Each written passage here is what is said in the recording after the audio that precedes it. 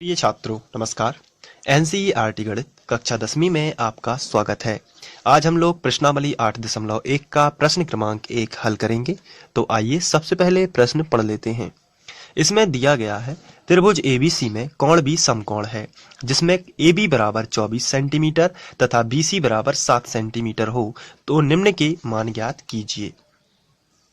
तो सबसे पहले हम त्रिभुज एबीसी बनाएंगे जिसमें कोण भी समकोण रहेगा इस तरीके से। अब इसमें कोण भी हमने समकोण पर बनाया है। आप ए और सी कहीं भी बना सकते हैं, उसमें कोई प्रॉब्लम नहीं है। इसके बाद इन्होंने दिया है ए बी बराबर 24 सेंटीमीटर। तो आप देखिए यह ए बी आपका कहां पर है, यहां पर ए बी है, तो आप यहां पे लिखोगे 24 सेंटीमीटर। तो चलिए हम लिख देते हैं सबसे पहले यहां पे 24 सेंटीमीटर। और इसके बाद BC दिया गया है 7। ये देखिए ये है BC, तो यहाँ पे हमें दिया गया है 7 सेंटीमीटर। तो हमने 24 और 7 दोनों लिख लिया क्योंकि AB दिया गया था 24 आप देख सकते हैं, और BC दिया गया था 7, तो ये भी हमने लिख लिया। तो हमें निम्न के मान ज्ञात करने के लिए कहा गया है sine A cos A sine C cos C। तो चलिए सबसे पहले हम थोड़ा लिख लेते हैं कि त्रिभुज ABC चित्रानुसार त्रिभुज ABC है, और ये चित्र जो है आप बगल से यहाँ पे बना के आएंगे एग्जाम में, और यहाँ पे लिखेंगे चित्रानुसार त्रिभुज ABC है जिसका कोण भी समकोण है, और जहाँ AB बराबर 24 सेंटीमीटर और BC बराबर 7 सेंटीमीटर है। तो ये सब मैं लिख लेता हूँ, तो ये आपको लिख लेना है। अब यहाँ पर जब भी आपको चित्र में दो भुजाएं दी हैं और तीसरी भुजा ज्ञात करनी है तो पाइथागोरस प्रमेय का आप इस्तेमाल करेंगे, और पाइथागोरस प्रमेय से तीसरी भुजा ज्ञात हो जाती है। तो जब भी किसी त्रिभुज में दो भुजाएं दी गई हों और तीसरी भुजा ज्ञात करनी हो, कोई भी दो भुजाएं दी गई हों और तीसरी भुजा ज्ञात करनी हो, तो हम पाइथागोरस जो प्रमेय है उसका इस्तेमाल करेंगे। तो चलिए हम यहाँ पर लिखते हैं त्रिभुज एबीसी में पाइथागोरस प्रमेय से। तो ये भाषा लिखने के बाद हम लिखेंगे त्रिभुज एबीसी में पाइथागोरस प्रमेय से।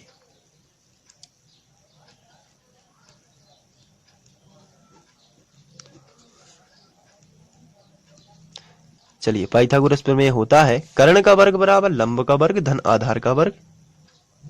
चलिए अब आपको मालूम है कर्ण क्या होता है, लंब क्या होता है और आधार क्या होता है। चलिए अब यहाँ पर कर्ण जो है वो समकोण के सामने की भुजा होगी जो कि हमें ज्ञात करनी है। तो अभी हम इसको लिख सकते हैं AC। कर्ण क्या होगा AC, क्योंकि ये समकोण के सामने है। तो हम लोगों ने स्टडी किया है इसके पहले वाले वीडियो लेक्चर में कि कर्ण क्या होता है। तो समकोण के सामने की भुजा क्या होती है, कर्ण।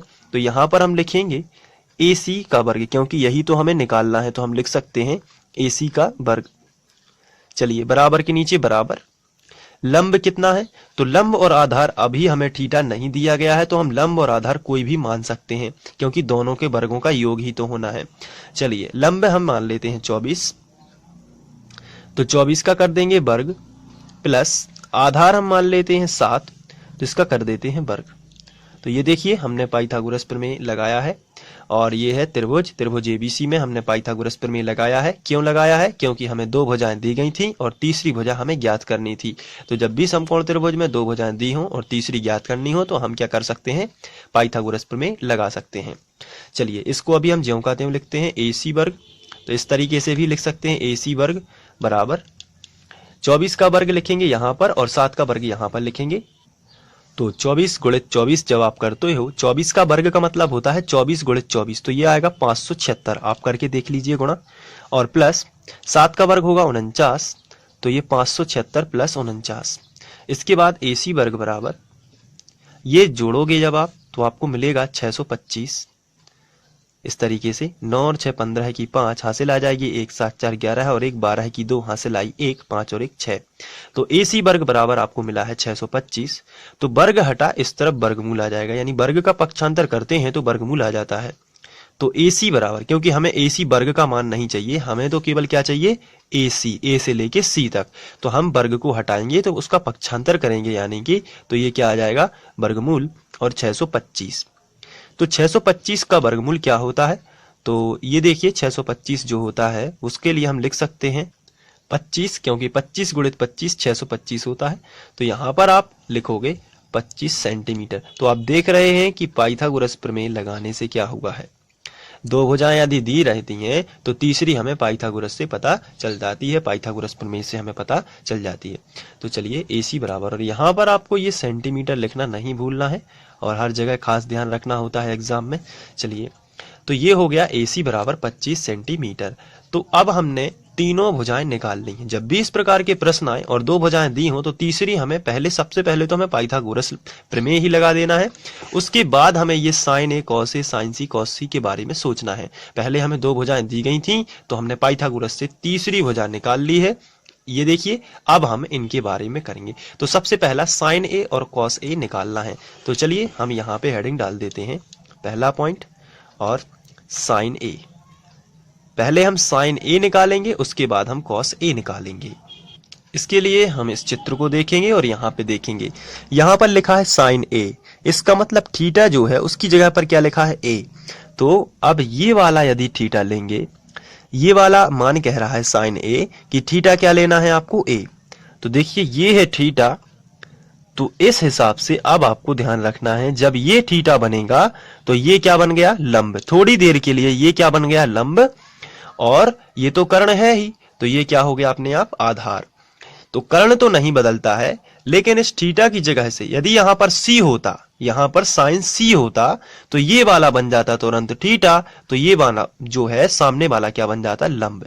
लेकिन अभी फिलहाल साइन A लिखा है, इसका मतलब ये है कि A बना है थीटा, तो ये वाला क्या बन गया है इसके सामने का, ये बन गया है लंब। तो ये तो कर्ण निश्चित रहता है, तो जब ये लंब है तो ये अपने आप ही क्या बन गया है, आधार। तो समझना बिल्कुल ही सिंपल है। तो साइन A, अब हमें चूंकि साइन A निकालना है तो इसके लिए हमें साइन का सूत्र पता होना चाहिए कि लंब बटे आधार होता है, कि आधार बटे कर्ण होता है, कि क्या होता है, कि लंब बटे कर्ण होता है। तो इसके लिए हम ये फॉर्मूला रफ में एग्जाम में लिख लेंगे, LAL बटे KKA। इससे हमें पक्का पता चल जाता है कि हमें क्या निकालना है। यहाँ पे साइन A लिखा है, तो ये होता है पहला बॉक्स साइन का। मैंने आपको पहले वीडियो में बताया है कि साइन A का फॉर्मूला क्या होता है, लंब बटे कर्ण।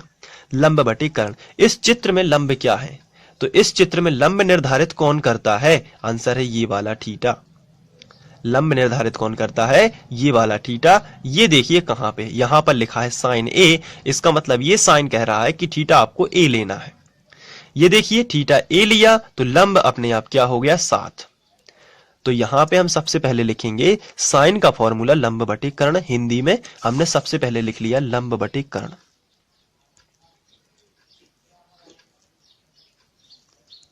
इसके बाद बराबर लंब कितना है, तो लंब A है थीटा, तो सामने की भुजा लंब हो जाएगी 7, और कर्ण तो निश्चित रहता है 25। तो 7 बटे 25 ये हो गया साइन A का मान। लेकिन क्वेश्चन में साइन A के साथ साथ कॉस A भी पूछा गया है। तो चलिए हम यहां पे लिखेंगे तथा कॉस A। ये देखिए कॉस A, तो कॉस का फॉर्मूला क्या होता है, तो फिर से हमने एक बार यही वाला फॉर्मूला LAL बटे KK। ये साइन का बॉक्स होता है, ये कॉस का बॉक्स होता है, और ये tan का होता है।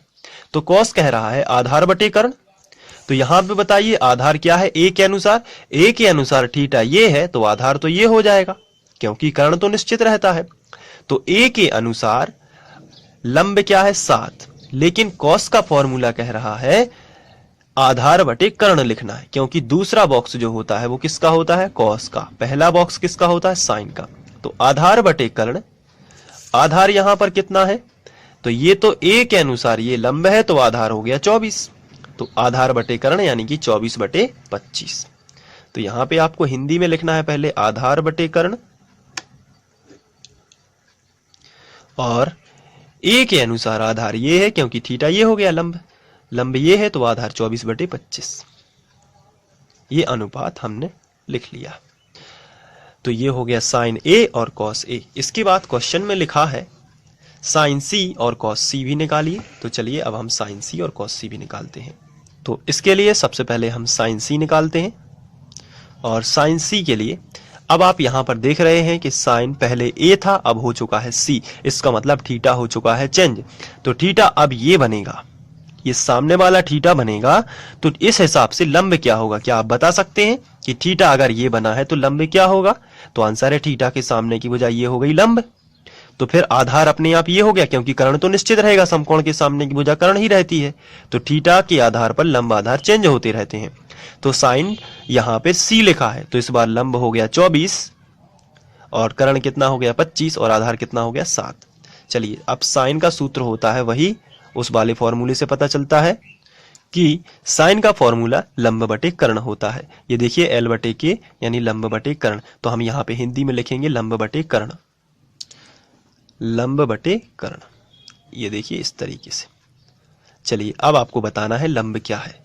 तो ये देखिए चित्र ये रहा, ये थीटा है, क्योंकि सी लिखा है तो थीटा तो यही रहेगा, तो ये हो गया लंब, ये हो गया कर्ण, 24 बटे 25। चलिए, इसके बाद हमसे पूछा गया है साइन सी के बाद कॉस सी, तो हम यहाँ पे लिखेंगे तथा कॉस सी बराबर कॉस सी। कॉस का फॉर्मूला ये होता है, ये साइन का है, ये कॉस का है, आधार बटे कर्ण। तो चलिए सबसे पहले हिंदी में लिखेंगे आधार बटे कर्ण, तो यहाँ पे लिख देते हैं आधार बटे कर्ण, ये हमने लिख दिया। अब आधार कितना है, तो ये सी है, इस हिसाब से ये लंब है, तो आधार क्या हो गया 7 और कर्ण तो 25 ही रहा, तो 7 बटे 25। ये क्रमानुसार दोनों के आंसर आ जाते हैं। तो आशा करता हूं कि आप लोगों को ये समझ में आ रहे होंगे। कोई भी यदि समस्या है तो आप मुझे ज़रूर बताएं और इसी तरीके से पढ़ते रहिए। और क्रमानुसार अध्ययन करने के लिए आप फ्री ऑनलाइन कोचिंग की प्लेलिस्ट पर जाकर वहां से अध्ययन कर सकते हैं। तो प्लीज़ आप प्लेलिस्ट में जाना सीखें, क्योंकि कुछ बच्चे अभी प्लेलिस्ट में जाना भी नहीं जानते हैं। तो अपने बड़ों की सलाह लें या जैसे भी, और प्लेलिस्ट में जाना सीखें। Thank you.